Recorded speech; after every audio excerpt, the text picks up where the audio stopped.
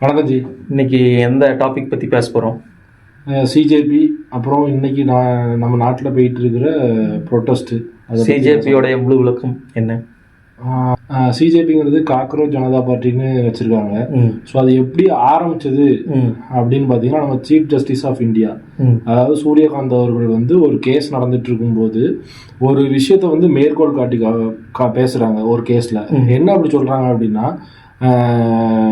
இந்த தேசத்தோட அன்எம்ப்ளாய்டு, அதாவது வேலையில்லாத பட்டதாரிகள் வந்து ஒரு கரப்பாம்பூச்சிக்கு சமம். ஆமாம். ஏன் அப்படின்னா, அந்த சிஸ்டத்தை வந்து சீரழிக்கிறதுக்கும் அந்த சிஸ்டத்தில் இருக்கிற குறைகளை பேசி பேசி பேசி பேசி நீங்கள் சோசியல் மீடியாலே கடந்து இந்த நாட்டை வந்து முன்னேற்ற விடாமல் நீங்கள் தான் தடுக்கிறீங்க அப்படிங்கிற ஒரு டோனில் அவர் இந்த இளைஞர்களை பார்த்து கரப்பாம்பூச்சி அப்படிங்கிற வேர்டை வந்து யூஸ் பண்ணார். இளைஞர்களையுமா சில ஆக்டிவிட்டிஸ். ஆமாம், அந்த ஆக்டிவிஸ்ட், அதாவது சமூக ஆர்வலர்கள், இவங்க எல்லாருமே இந்த தேசத்தின் கரப்பாம்பூச்சி, இந்த சிஸ்டத்தை வந்து இந்த நாட்டை வந்து அடுத்த லெவலுக்கு கொண்டு போற தடுக்கிறதே இவங்க தான் அப்படிங்கிற துணியில அவர் வந்து இந்த விஷயத்த சொல்லியிருந்தாரு. ஓகேங்க. இப்போ அவங்க எதை முன்னெடுத்து இப்போ போயிட்டு இருக்கிறாங்க எப்படின்னா, அவர் சொன்ன உடனே அந்த வேர்டு காக்ரோச்சுங்கிற வேர்டை பிடிச்சிட்டாங்க. அதனுடைய தலைவர் யாருங்க?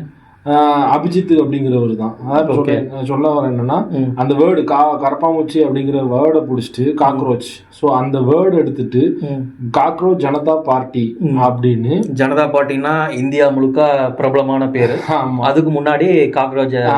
இவங்க பிஜேபி, இவங்க சிஜேபி, ஸோ ஈஸியாக மக்கள் மத்தியில் நுழைஞ்சிரும். ஆமாம், அப்படிங்கிற மாதிரி அந்த நேமை யூஸ் பண்ணி இன்ஸ்டால ஒரு போஸ்ட் வருது. ஸோ இந்த கட்சியில் நீங்கள் சேர்றதுக்கு அப்ளை பண்ணுங்க அப்படிங்கிற மாதிரி ஒரு போஸ்ட் வருது. ஸோ இதை யார் ஆரம்பிக்கிறாங்க அப்படின்னா, அபிஜித் அப்படிங்கிறவர். ஸோ இந்த அபிஜித் யார் அப்படின்னா, ஆல்ரெடி 2023 அந்த டைம்ல வந்து ஆம் ஆத்மி கட்சியில இருந்த ஒரு டிஜிட்டல் சோசியல் மீடியா டீம்ல வந்து ஒரு ஹெட்டாகவும் இருந்திருக்காரு. ஓகே. ஸோ அவர் வந்து அதுக்கப்புறம் மேற்படிப்புக்காக யூஎஸ் போயிட்டாரு. ஸோ இப்போ வந்து அவர் வந்து பப்ளிக் ரிலேஷன்ஸ் இன் பாஸ்டன் யூனிவர்சிட்டியில படிச்சுட்டு இருக்காரு. அவரு படிக்கிற டிகிரி என்னன்னா பப்ளிக் ரிலேஷன். ஸோ அந்த மாதிரி படிச்சுட்டு அவர் வந்து படிச்சுட்டு இருக்கிறாரா, படிச்சுட்டு தான் இருக்காரு. படிச்சுட்டு இருக்கிறவர் தான் இப்போ இந்த விஷயத்த வந்து அவர் ஆக்சுவலா போட்டது வந்து யூஎஸ்ல இருந்து தான் இன்ஸ்டால அதை போஸ்ட் பண்றாரு. ஸோ இந்த மாதிரி ஒரு இவங்க சொல்லியிருக்காங்க அப்படின்னு தெரிஞ்ச உடனே அந்த நேமை யூஸ் பண்ணி காக்ரோச் ஜனதா பார்ட்டி இதுல வந்து நீங்க சேருங்க அப்படிங்கிற மாதிரி இளைஞர்களை வந்து இது பண்றாரு, கவர்றாரு. அப்படி கவரும் போது இங்க இருக்கிற இளைஞர்கள் வந்து ஃபுல்லா வந்து போறாங்க. உள்ள போய் நிறைய பேர் வந்து அந்த கட்சியில வந்து சேர்றதா இது பண்றாங்க. அப்படி பண்ணும்போது கிட்டத்தட்ட அது 1 மில்லியன் 2 மில்லியன் போயிட்டே இருக்குது. ஸோ அது லிமிட் நீங்க சொல்றது என்ன, கட்சி உறுப்பினராவா? உறுப்பினரா வந்து அந்த கட்சியில அவ்வளவு பேர் சேர்ந்துட்டே இருக்காங்க. அது கிட்டத்தட்ட போயிட்டே இருக்குது. அப்ப அதை வந்து பிஜேபி வந்து பாக்குது, அதாவது சென்ட்ரல் கவர்மெண்ட்ல இருக்க கவர்மெண்ட் வந்து பார்த்து மானிட்டரிங் பண்ணி இது என்ன தேவையில்லாம ஒரு பிரச்சனை இஷ்யூ ஸ்டார்ட் ஆகுது அப்படிங்கிற மாதிரி பார்த்து ஃபர்ஸ்ட் இன்ஸ்டாகிராம இது பண்றாங்க, பிளாக் பண்றாங்க, திரும்பவும் இன்னொரு பேஜ்ல ஸ்டார்ட் பண்றாங்க, பிளாக் பண்றாங்க, அப்படிங்கிற மாதிரி போயிட்டே இருக்குது. ஸோ இப்படி போயிட்டே இருக்கும்போது ஒரு இஷ்யூ கரெக்டா எப்போ நடக்குது அப்படின்னா, மே மாசம் இந்த கட்சி ஆரம்பிச்சது, சிஜேபிங்கிற இதை ஆரம்பிச்சது கிட்டத்தட்ட மே எண்டில். ஏன்னா சூரியகாந்த் அவர்கள் சொன்னது வந்து மே 15th ஒரு கேஸ்ல வந்து கோட் பண்ணி சொல்றாங்க. மே எண்டில் இந்த சிஜேபிங்கிறது மக்கள் முறையில் வைக்கிறாங்க, அபிஜித்துங்கிறவர் வைக்கிறாரு. ஸோ இதில் ஸ்போக் பர்சன் யார், அது இதுன்னு எல்லாமே வெளியிடுறாங்க. சௌரவ் தாஸ், அசுதோஷ், இவங்க இந்த மாதிரி ஆட்கள்லாம் வந்து ஆக்டிவிட்டிஸ்ட். இவங்க வந்து என்ன செய்கிறாங்கன்னா, இவங்கள ஸ்போக் பர்சனாக அந்த சிஜேபிங்கிறது அறிவிக்குது. ஸோ இந்த மாதிரி போயிட்டு இருக்கும்போது கரெக்டாக மே மாதம் வந்து நீட் எக்ஸாம் வருது. ஸோ நீட் எக்ஸாமில் என்ன நடக்குதுன்னு எல்லாருக்கும் தெரியும். நீட் 2026 என்ன ஆச்சு அப்படின்னா, கொஸ்டின் பேப்பர் வந்து லீக் ஆயிடுச்சு. ஸோ கொஸ்டின் பேப்பர் லீக் ஆகும்போது அந்த பிரச்சனையை இவங்க கையில் எடுத்துட்டாங்க. ஸோ கொஸ்டின் பேப்பர் லீக் ஆகி சில மாணவர்கள் கோர்ட்டை அணுகுனாங்களா? ஆமாம், கோர்ட்டை அணுகுறாங்க. இன்னொன்று, கோர்ட்டை அணுகிறத விட மக்கள் அந்த எக்ஸாம் வந்து கேன்சல் பண்ணிட்டாங்க. கொஸ்டின் பேப்பர் ரிலீஸ் ஆகுது தெரிஞ்ச உடனே எக்ஸாமை கேன்சல் பண்ணிட்டு ரீஷெட்யூல் பண்ணிட்டாங்க எக்ஸாம். அதையே லாவகமா. ஆமா, அதை அந்த ஒரு இஷ்யூ எடுத்துட்டு கொஸ்டின் பேப்பர் எப்படி ரிலீஸ் ஆனிச்சு அப்படிங்கிற மாதிரி போய், அப்ப கொஸ்டின் பேப்பர் ரிலீஸ் ஆச்சு அப்படின்னா அப்ப அதுக்கு வந்து பொறுப்பேற்றுக்கிறது யாருன்னா union educational minister cabinet minister தான் பொறுப்பேற்றுக்கு வரணும். யாருன்னா தர்மேந்திர பிரதான். ஸோ அவரு தான் பொறுப்பேற்று அவரோட பதவி விலகணும். ஏன்னா மாணவர்களோட கோரிக்கையை வச்சுட்டு ப்ரொடெஸ்ட் பண்றாங்க. ஆமா, ஃபர்ஸ்ட் ஒரு சின்ன விஷயமா தான் ஆரம்பிச்சாங்க. தர்மேந்திர பிரதான் பதவி விலகணுங்கிற மாதிரி போஸ்ட் போட்டாங்க. அப்படி சின்ன சின்ன விஷயம். இது வந்து அந்த கேபினெட் மினிஸ்டர் பதவி விலக வேணுங்கிறதுக்காகத்தான் போராடுறாங்க. கண்டிப்பா அந்த நீட்டை முழுமையா தடவணும்னு வேற மாதிரி ஒரு சிஸ்டம் எடுத்துட்டு வாங்கங்கிற மாதிரி இல்ல அதெல்லாம் இல்ல. அவங்க சொல்ற ஒரே கோரிக்கை என்ன அப்படின்னா தர்மேந்திர பிரதான் பதவி விலகணும். ஏன்னா இப்ப நீட் எக்ஸாம் அந்த மாதிரி எக்ஸாம்ஸ்ல வந்து கொஸ்டின் பேப்பர் லீக் ஆகுது. ஸோ இதனால பல மாணவர்கள் மன உளைச்சலுக்கு ஆகிறாங்க. ஸோ அவங்களுக்கு வந்து காம்பன்சேஷன் கொடுக்கணும். அந்த ஃபேமிலிஸ்க்கு நீங்க காம்பன்சேஷன் கொடுக்கணுங்கிற மாதிரி கோரிக்கையை வச்சுதான் இவங்க வந்து டெல்லியில ப்ரோட்டஸ்ட் பண்ண ஸ்டார்ட் பண்ணது. ஸோ ஸ்டார்ட் பண்ணி இப்படி போகும்போது இப்போ ஜூன்ல எக்ஸாம் ரீஷெட்யூல் பண்ண எக்ஸாம் நடக்குது. ஓகே, ஜூலைல ரிசல்ட்டும் வந்துட்டு. ஓகே ஓகே, இந்த பிரச்சனை எக்ஸாமுக்காக ஸ்டார்ட் பண்ண பிரச்சனை. ஆனா எக்ஸாமே முடிஞ்சு ரிசல்ட்டே வந்துட்டு. ஆனா இவங்க என்னன்னா தர்மேந்திர பிரதான் வந்து பதவி விலகணும். அது மட்டும்தான் இவளுடைய கோரிக்கை. வேற எதுவுமே கிடையாது. இப்போ தமிழ்நாட்டுல இது எப்படி கட்டமைக்கிறாங்க? தமிழ்நாட்டினுடைய பார்வை என்ன? தமிழ்நாட்டிலயும் சில ஆக்டிவிட்டிஸ் இருப்பாங்க. அதோடைய பார்வை என்ன? அதை இப்ப தமிழ்நாட்டுல எப்படி கொண்டு போறாங்க அப்படின்னா, இப்ப நான் ஒரு 2-3 வீடியோ வந்து நம்ம யூடியூப் சேனல்ஸ்ல நேத்து முந்தா நாள் 2 days முன்னாடி எப்படி வருது அப்படின்னா, 2000 இத்தனை பேர் செத்தாங்க. அதாவது ஒரு சிம்பத்தியை கிரியேட் பண்ணி அதை வந்து ட்விஸ்ட் பண்ணி அதை வந்து வேற மாதிரி கொண்டு வராங்க. எப்படின்னா 2020 இத்தனை பேர் செத்தாங்க நீட் எக்ஸாம்னால, 21 இவ்வளவு பேர் செத்தாங்க, 23 இவ்வளவு பேர் செத்தாங்க அப்படின்னு சொல்லிட்டு ஒரு டேட்டா மாதிரி போட்டு மொத்தம் 93 பேர் செத்துருக்காங்க. சோ நீட்னால. அதனால நீட்டுக்காக பேன் பண்றதுக்காக தான் டெல்லியில ப்ரோட்டஸ்ட் நடக்குது. அந்த ப்ரோட்டஸ்டுக்கு நம்ம பங்களிப்பு பண்ணணும் அப்படிங்கிற மாதிரி அதை அப்படியே திருப்பி இப்ப டெல்லியில யாரும் நீட்டை பேன் பண்ண சொல்லி ப்ரோட்டஸ்ட் பண்ணல. அது கிளியர். அவங்க சொல்றது தர்மேந்திர மத்திய அமைச்சர் பதவி விலகணும். இதுதான் அவங்களோட கோரிக்கை.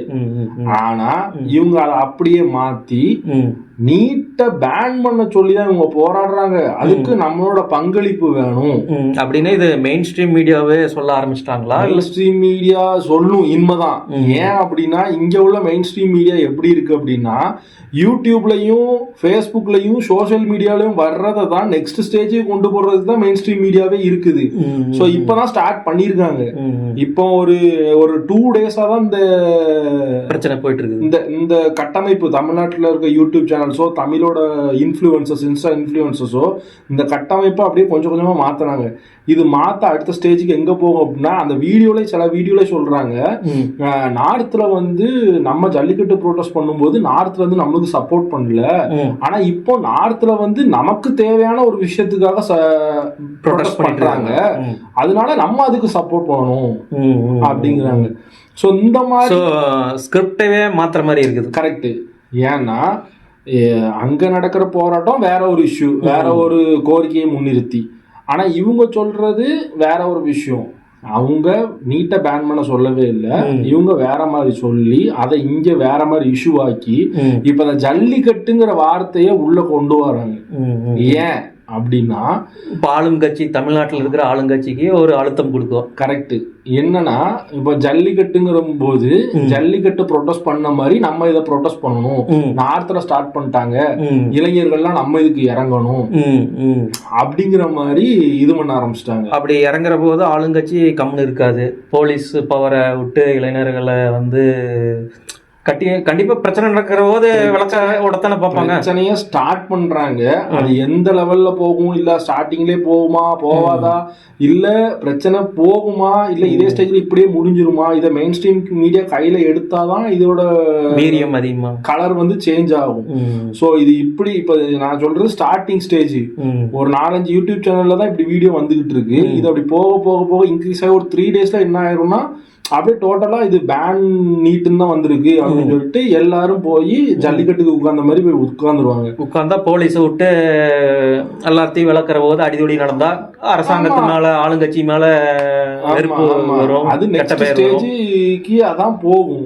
சோ இது ஒரு விஷயம் உங்களை சுத்தி நடக்குது அப்படின்னா தீர ஆராய்ஞ்சு, ஆமா, ஃபர்ஸ்ட் ஏன் நடக்குது, எதுக்கு நடக்குது, அவன் சொல்றது உண்மையா, ஏன்னா அவங்க அவங்க அவங்க வைக்கிற இதெல்லாம் வேர்ட்ஸ் எல்லாம் பாருங்கன்னா இத்தனை பேர் செத்துருக்காங்க நீட்டுனால, செத்தது உணர்ச்சியை தூண்டுற அளவுக்கு சிம்பத்தி, உன்னோட சிம்பத்தியை யூஸ் பண்ணி தான் அட்டாக் பண்ணுவாங்க. ஸோ எல்லாரும் செத்தது உண்மைதான். நீங்க நீட்டை பேன் பண்ணணும்னு முடிவு பண்ணி நீங்க இது பண்ணணும்னு நினைச்சீங்கன்னா அதை தனியா நீங்க கையில எடுத்து உள்ள போங்க. இப்போ நாமளுமே ரிசர்ச் பண்ண வரைக்கும் இந்தியா சட்ட பிரகாரம் நீட்டை பேன் பண்ண வேணுமா இருந்தா ஒரு ஸ்டேட் நினைச்சா முடியாது. எல்லா ஸ்டேட்டுமே அதுக்கு ஒத்துழைக்கணும். சில ஸ்டேட்டுக்கு வந்து பாத்தீங்கன்னா எனக்கு நீட் வேண்டாங்குது, சில அதிக பெரும்பான்மையா இருக்கிற ஸ்டேட்டுக்கு எனக்கு நீட் வேணுங்குது. ஸோ இது வந்து ராஜ்யசபாலையும் ஆகட்டும் லோக்சபாலையும் ஆகட்டும் ஒரு பில்லா கொண்டு வந்து பாஸ் பண்ணாலுமே தமிழ்நாட்டுனால ஜெயிக்க முடியுமானா ஜெயிக்க முடியாது. ஏன்னா நம்மள்கிட்ட இருக்கிறது 39 எம்பிஸ். எதிர்கட்சி ஆளுங்கட்சி எல்லாம் சேர்ந்து ஒன்னா இது பண்ணாலுமே நம்மளுக்கு அதிகபட்சமா 39 எம்பி. பாண்டிச்சேரி தான் சேர்த்துனா ஒரு எம்பி 40 எம்பி. ராஜ்யசபால நம்மளுக்கு தமிழ்நாட்டுக்கு ரெப்ரசன்ட் பண்றது ஒரு 18 இருந்து 19 எம்பிஸ் தான். இவனால எதுவும் பண்ண முடியாது. இன்னொன்னு என்னன்னா, அப்படி நீங்க பேன் நீட்டுன்னு எடுத்தீங்கன்னா நீங்க ஓனா கையில எடுத்து கொண்டு போங்க. அவன் பண்றான், அவன் அதனாலதான் பண்றான் அப்படின்னு சொல்லிட்டு ஒரு தப்பான நியூஸ் எடுத்து கொண்டு வராது. இது தமிழ்நாடு சுப்ரீம் கோர்ட்ல கேஸ் நடத்திட்டு தானே இருக்குது. ஆமா, நீட்டு வேண்டாம். ஆமா, சட்ட போராட்டம் தான் பண்ண முடியும். ஆமா, சட்ட போராட்டம் தான் பண்ண முடியும். இன்னொன்னு இப்போ இந்த நீட்டு விஷயத்த எடுத்து பூகாதாரமா வெளியே கொண்டு வர ட்ரை பண்றாங்க. கலரை சேஞ்ச் பண்ணி இவங்க ஒரு இதை கொண்டு வர ட்ரை பண்றாங்க. ஸோ இப்போ இதுக்கு முன்னாடி 5 வருஷம் ஒரு கவர்மெண்ட், இதுதான் நானும் யோசிச்சுட்டு இருந்தேன். இப்போ இந்த 50 நாள்ல இவ்வளவு பூம் பண்றவங்க இந்த 5 வருஷம்ங்கிறது ஒரு வருஷத்துக்கு 365 நாள், 5 வருஷத்துல 1500 நாள், மீதி அந்த சில்லற நாள் விட்டுருங்க. 1500 நாள்ல ஏன் இதெல்லாம்?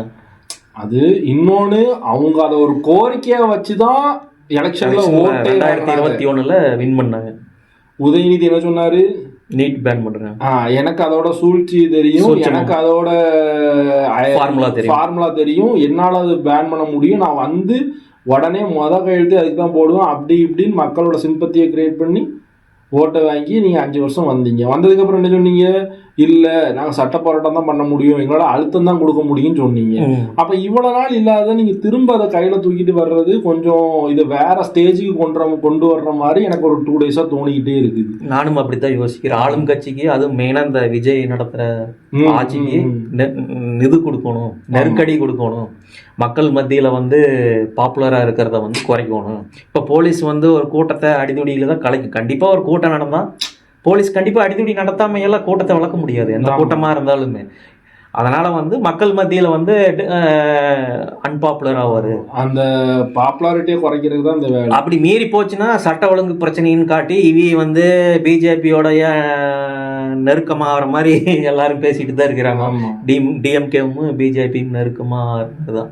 அதையை பயன்படுத்தி கூட இங்க ஆட்சி கலைச்சிடலாம் சட்ட ஒழுங்கு பிரச்சனைன்னு. கண்டிப்பா. ஸோ இதெல்லாமே மக்கள் தான் முடிவு பண்ணணும், தீர ஆராய்ஞ்சு எது உண்மை எது பொய். ஆமா, இப்போ இது வந்து தமிழ்நாட்டுக்கு, இப்போ இது இந்தியாவுக்கும் இந்த சிஜேபி பண்ற ப்ரொடெஸ்ட் ஏதாட்டும் ஆபத்தானா ஆபத்து தான். இப்போ வந்து பார்த்தீங்கன்னா நம்மளுடைய பார்டர் நாட்டில் நேபாளிலே வந்து ஜென்சி ஆர்ப்பாட்டம் பண்ணி நாங்கள் வந்து எக்கனாமிக்ஸை பூம் பண்ணுறேன்னு சொல்லி புது பிரைம் மினிஸ்டர் வந்து அவரும் இப்போ உடனடியாக எக்கனாமிக்கை பூம் பண்ணாருன்னா அதெல்லாம் முடியாது. நம்மளுக்கு பிடிக்குதோ இல்லையோ 2024 ஒரு சர்க்காரை வந்து நியமிச்சாச்சு. அவிகளுக்கு 5 வருஷம் டைம் கொடுக்கணும். உங்களுக்கு அவில பிடிக்கலையா 2029 புது ஆளை தேர்ந்தெடுங்க. உங்க கையில எல்லாமே ஓட்டு. இது வந்து இந்தியாங்கிறது டெமோக்ராட்டிக் கண்ட்ரி. இத வந்து உங்க கையில இருக்கிறது ஜனநாயக கடமையான அந்த ஒரு நாள்ல ஆற்றிட்டு போங்க உங்க கடமை. அந்த ஒரு ஓட்டை வச்சு உங்களுக்கு பிடிக்கலையா ஆட்ச மாத்துங்க. அதை விட்டுட்டு ப்ரொட்டஸ்ட் பண்ணணும், ஒரு தேவைக்கு ப்ரொட்டஸ்ட் பண்ணணும், கரெக்ட். ஆனா எனக்கு என்னமோ இந்த விஷயத்தை இவங்க கையில எடுத்து ப்ரொடெஸ்ட் பண்றதுக்கு கொஞ்சம் அவசியம் இல்லாத மாதிரி. இது வந்து ஃபாரின் எலிமெண்ட்ஸுமே கொஞ்சம் இன்வால்வ் ஆகிற மாதிரி தான். ஆமா, ஏன்னா நேபாளில் நடந்த பிரச்சனையும் அந்த மாதிரிதான் நடந்துச்சு. பங்களாதேஷ்ல நடந்ததும் யுஎஸ் அந்த மாதிரிதான் நடந்துச்சு. அபார்ட்டமா வெளியிலேயே தெரிஞ்சது. ஆமா. இவர் வந்து படிக்கிறது வந்து பாத்தீங்கன்னா யுஎஸ்ல படிச்சிருக்காரு. அது எது சம்பந்தமா படிக்கிறாரு? Public relation. அப்புறம் அது என்னன்னா அது என்னன்னு ஈரான்ல வந்து பாத்தீங்கன்னா கலவரம் நடந்ததுமே காமினிக்கு எதிரா யுஎஸ் அதுதான் யங்ஸ்டர்ஸ் வச்சு திசை திருப்பினாங்க. இப்போ இன்னைக்கு கஷ்டப்படுறதும் அதே யங்ஸ்டர்ஸ் தான். இப்போ இங்கேயும் இந்த யங்ஸ்டர்ஸ் மைண்டை தான் சேஞ்ச் பண்ணி இப்படி போராட்டம்னு போயிட்டே இருந்தா டே டு டே ஆக்டிவிட்டி கண்டிப்பா பாதிக்கும். இதனால எக்கனாமிக் இம்ப்ரூவ் ஆகுமானா ஒரு வழியாவும் இம்ப்ரூவ் ஆகும். போராட்டம் பண்ணணும். எங்க பண்ணணும்னா உங்க உரிமைகள் பறிக்கப்படும் போது, உங்களுக்கு உங்களோட வாழ்வாதாரம் பாதிக்கும் போதுதான் நீங்க போராட்டம் பண்ணணும். உங்களோட கலாச்சார அழிவு அந்த மாதிரி இதுக்கு நீங்க போராட்டம் பண்ணலாம். வேற எதுவுமே இல்ல. நம்ம ஒரு கார்னர்ல இருக்கிறோம். அப்போ ஒரு பூனையை துரத்திக்கிட்டே போயிட்டு இருக்கிறோம். அது போயிட்டே தான் இருக்கும். அதுக்கு போறதுக்கு எங்க வழி இல்லைன்னா திரும்பி எடுத்து. ஆமா, நீங்க போராட்டம் பண்ணணும். பண்ணாம எந்த கவர்மெண்ட்டையும் எதுக்க முடியாது. எல்லாத்தையும் நம்ம தலையாட்டிட்டும் போக முடியாது. போராட்டம் பண்ணணும். ஆனா அது ஒரு லிமிட்ல இருக்கும். ஆக்கப்பூர்வமா இருக்கணும். ஒரு தேவை இருக்கணும். இது வந்து பாத்தீங்கன்னா இந்த போராட்டத்துக்கு நீங்க சொன்ன மாதிரி பேப்பர் வச்சு எக்ஸாம் நடத்திட்டாங்க. எக்ஸாம் நடந்து ரிசல்ட் வந்துடுச்சு. பேப்பர் லீக் ஆனதை கேன்சல் பண்ணிட்டு நீங்க எக்ஸாம் ரீஷெட்யூல் பண்ண எக்ஸாம் நடந்து ரிசல்ட்டே வந்துட்டு இதுக்கப்புறம் நீங்க மறுபடியும் அதையவே பிடிச்சிட்டு தொங்கிட்டு இருந்தாங்க. தர்மேந்திர பிரதான இப்போ பதவி நீக்கம் பண்றதோ இல்ல நீங்க அந்த பதவியில இருந்து விலக வைக்கிறதுல என்ன யூஸ் இருக்கு? அதுல என்ன யூஸ் இருக்குது? உங்களுக்கு அப்படி இருந்துச்சுன்னா ஒரு பொதுநல வழக்கு போடுங்க. அவ்வளவுதான். ஒரு பொதுநல எப்படி ரிலீஸ் ஆச்சு அடுத்த தடவை ரிலீஸ் ஆகாத அளவுக்கு பண்ண சொல்லுங்க. சிஸ்டத்தை ஸ்ட்ராங் பண்ண சொல்லுங்க. ஒரு எஸ்ஓபி தனியா போட சொல்லுங்க. இந்த மாதிரிதான் நடக்கணும் அப்படிங்கிற மாதிரி அது கோர்ட் மூலமாவே வாங்குங்க. கோர்ட் ரெடியா இருக்குது ஈஸியா கேஸ் எடுத்துக்கிறதுக்கு. இந்த மாதிரி பப்ளிக் பொதுநல வழக்கு போட்டு ஈஸியா பண்ணலாமே. சரி, எடுத்துக்குது. நீங்க ப்ரோட்டஸ்ட் பண்ணுங்க, பண்ணக்கூடாதுன்னு சொல்லல யாரும். இப்படி நீங்க மொத்தமா போகும்போது பிரச்சனை வரதான் செய்யும். ஸோ அவங்க அட்டாக் பண்ணது மிகப்பெரிய தப்பு. ஆமா, சரி. சிஜேபிக்கும் ஒரு அட்வைஸ் என்னன்னா, நீங்க வந்து ஆட்களை சேருங்க, யங்ஸ்டர்ஸ் சேருங்க, ஆக்கப்பூர்வமா ஒரு விஷயத்துக்கு யூஸ் பண்ணுங்க. 2029 எலெக்ஷன் வரும். அப்போ நீங்க ஒரு பெரிய உங்களோட கருத்தை சொல்லுங்க. நாங்க வந்து சிஸ்டத்தை இப்படி பண்றோம், சிஸ்டம் இப்படி இருக்குது, அப்படி பண்றோம். உங்களோட முடிஞ்ச விஷயத்த சொல்லுங்க, வெளியே கொண்டு வாங்க. உங்களுடைய அஜெண்டாவெல்லாம் மக்களுக்கு பிடிச்சதுன்னா பெருவாரியா உங்களுக்கு வாக்களிக்க. யங்ஸ்டர்ஸோட பலத்தை எலெக்ஷன் அன்னைக்கு காட்டுங்க. 2029 அவ்வளவுதான். இதுக்கு போட்டு நீங்க எதுக்கு போட்டுக்கிட்டு இவ்வளவு பண்ணிட்டு அவ்வளோ ஆர்வமா இருக்க யங்ஸ்டர்ஸ் 2024 எங்க போனாங்க? கரெக்ட். நீங்க தானே ஆட்சியை தேர்ந்தெடுத்தீங்க. நார்த்து தான் மேக்சிமம் டிசைட் பண்றது சென்ட்ரல் கவர்மெண்ட். ஏன்னா நம்மளுக்கு அவ்வளவு கெப்பாசிட்டிஸ் இல்லை, சீட் கெப்பாசிட்டிஸ். அவங்களுக்கு தான் சில கெப்பாசிட்டிஸ் இருக்கு. அப்ப நீங்க தான் ஒரு 24க்கும் இயர் 2024க்கு இப்போ எவ்வளவு வித்தியாசம்? 2 வருஷம் தான் இது. 2 வருஷம். போன மே 2024 மே எலெக்ஷன் நடந்தது, ஓட்டு போட்டீங்க. இந்த ஜூன் முடிஞ்சு போச்சு. இன்னும் 3 வருஷம் வெயிட் பண்ணுங்க. இதே கோரிக்கையை நீங்க தானே தேர்ந்தெடுத்தீங்க. இப்ப சவுத் இந்தியாக்காரன் கேட்கலாம், நம்ம தேர்ந்தெடுக்கல. நம்ம தேர்ந்தெடுக்கலைன்னா இங்க இருந்து போன எம்பிஸ் கம்மி. நம்ம தேர்ந்தெடுத்தது எல்லாமே ரீஜனல் பார்ட்டிஸ். சரியா? அதனால நம்ம வந்து நம்மளோட வாய்ஸ் அங்க பெருசா கேட்காது. நீங்க தான் ஒரு கவர்மெண்ட்டை உருவாக்கி இருக்கீங்க. ஒண்ணு பொறுமையா இருங்க. இந்த யங்ஸ்டர்ஸோட படை பலம் எல்லாத்தையும் மொத்தமா 2029 காட்டுங்க. வேற கவர்மெண்ட்டை கொண்டு வருவாங்க. நீங்க நினைக்கிற மாதிரி கவர்மெண்ட்டை கொண்டு நடத்துங்க. நல்ல ஆட்சி நடக்கும். அதை விட்டுட்டு இந்த வன்முறையை கையில் எடுக்கிறதோ, அதே மாதிரி கவர்மெண்ட்டுக்கும் சரி, இந்த ப்ரொட்டஸ்ட்டை வந்து சுமூகமா முடிக்கிறதுக்கு என்னைக்குமே ட்ரை பண்ணுங்க. அதுதான் நல்லது. இரும்புக்காரன் கொண்டு அடக்க வேணும்னு நினைச்சா அது வந்து இன்னும் மேலதான் அது பூமாகுமே தவிர குறையாது. ஸோ பார்த்து கண்ட்ரோல் பண்ணுங்க சிஜேபியும் உங்களோட பலத்தை நீங்க எலெக்ஷன்ல காட்டுங்க. காட்டி வேற ஆட்சியா கொண்டு வாங்க. எங்களுக்கு ஒன்றும் பிடிச்சோன்னு நாங்க ஒன்றும் இந்த ஆட்சியில் உட்காந்துக்கிட்டு இல்லை. ஓகே தோழர், நன்றி, வணக்கம். வணக்கம் ஜி.